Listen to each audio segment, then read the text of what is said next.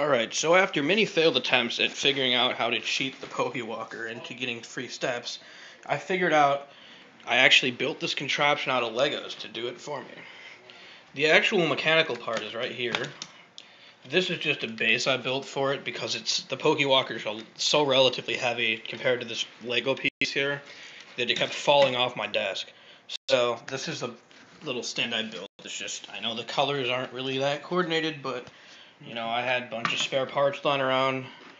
Um, Now, these aren't just ordinary Legos. These are Lego robotics. This is the RCX right here, which is a programmable Lego brick for those of you who aren't familiar with it. And, yeah, I got my little stickers so no one steals it.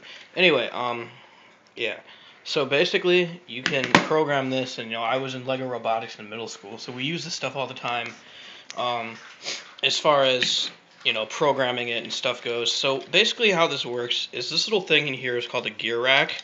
The reason I use it is that it's basically impossible to turn this without turning the motor. As you see, it just, the actual axle will not turn. This only turns because there's, a lot of, this piece can be strained a little bit. But the reason I did that was because I tried first just using ordinary gears, and the PokéWalker was so heavy it just ended up breaking the stupid thing. The gear would just fall off and stuff. There was no way to hold it in place. So the motor's here, the wire just attaches it, Got it through here, and it's actually sideways so that it can rotate. Ordinarily they put wheels, you'd put wheels on or something. You want it this way? I want it that way. So let's just reattach this here. So this just kind of snaps on like this.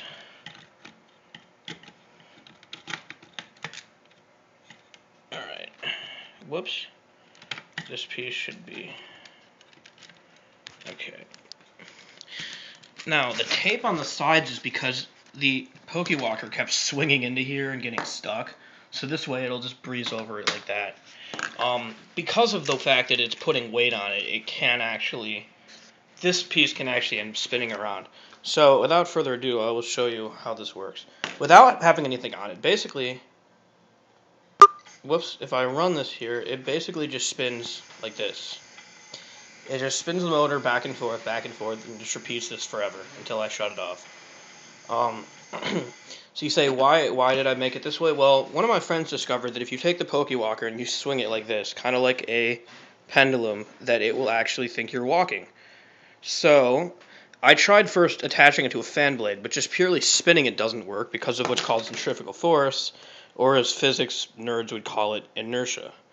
So this, on the other hand, will actually, let us take a look at the step counter. It's 4753. It's kind of hard to see in the camera. So if you attach it like this, and we start the program, as you can see, it does exactly what I'm talking about. It swings it just like a pendulum. And it'll just repeat forever.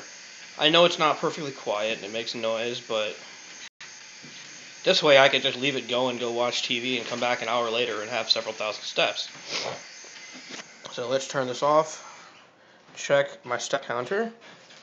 And why is it still... Okay. Sometimes it's laggy and it doesn't want to start up right away. Let's just do this a little bit.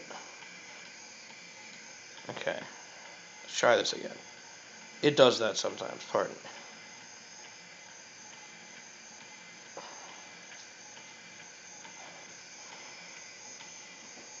There we go. Now it's at 4778. So that was like 20 steps in, whatever, 20 seconds or something like that. So you can just leave it like this and it'll just slowly accumulate steps. And over the course of several hours, you can probably get enough. I'm going for the 10,000 step mark so I can use the Yellow Forest event. But yeah, this will just literally go forever until the batteries die or whatever. This thing is just powered by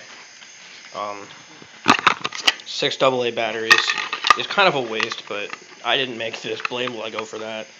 And you can actually plug it in. I don't have the adapter on hand, but you can actually plug it in. Right now I'm just running it on batteries.